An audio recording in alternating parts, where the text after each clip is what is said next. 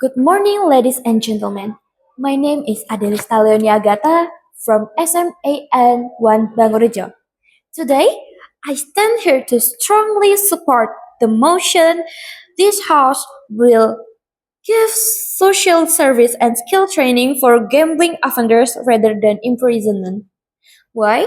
Because gambling is not just a crime, it is a social problem.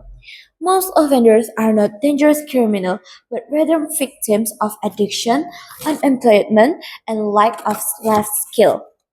Sending them to prison does not solve the root cause, but giving them training on social service does.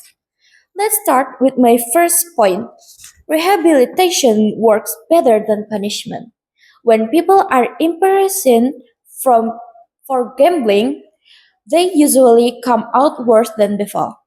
Studies from the National Council on Problem Gambling in the US show that imprisonment does not reduce reoffending. Because gambling is an addiction, not just a crime. Instead, countries like Singapore and Canada provide counseling, community service, and skill training programs to help offenders reintegrate into society. These approaches reduce relapse rates significantly compared to prison sentences. Now, moving to my second argument. Skill training creates long-term solutions. Most gambling offenders fall into it because they lack stable jobs or financial literacy.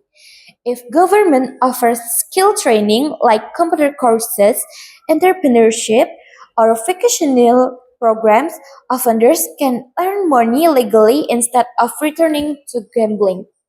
For example, in Sweden, offenders who joined government-funded training programs were far less likely to reoffend compared to those who went through to the prison system. Isn't it more logical to turn offenders into productive citizens than to lock them behind bars? For my third point, social service benefit both offenders and society. Instead of wasting taxpayer money on prisons, why not making offenders contribute to society through community service? In Japan, non-violent offenders are often assigned to community projects like cleaning public spaces or helping elderly care centers.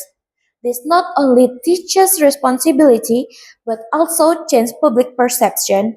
Offenders are seen as people trying to improve, not permanent criminals. Moreover, we must also consider the economic advantage of this policy. Maintaining prisoners costs the government millions of dollars every year. For instance, in the United States, it costs on average over 30,000 US dollar per year to keep one inmate in prison. If this money were redirected to skill training and social programs, not only will offenders gain new opportunities, but society as a whole would benefit from reduced employment and healthier communities. This proves that rehabilitation is not only more human, but also more efficient economically. So, ladies and gentlemen, putting gambling offenders in prison is like putting a band aid on a deep wound.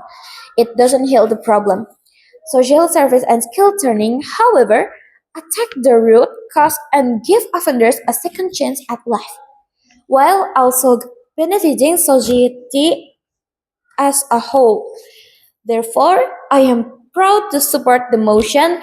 This House will give social service and skill training for gambling rather than imprisonment.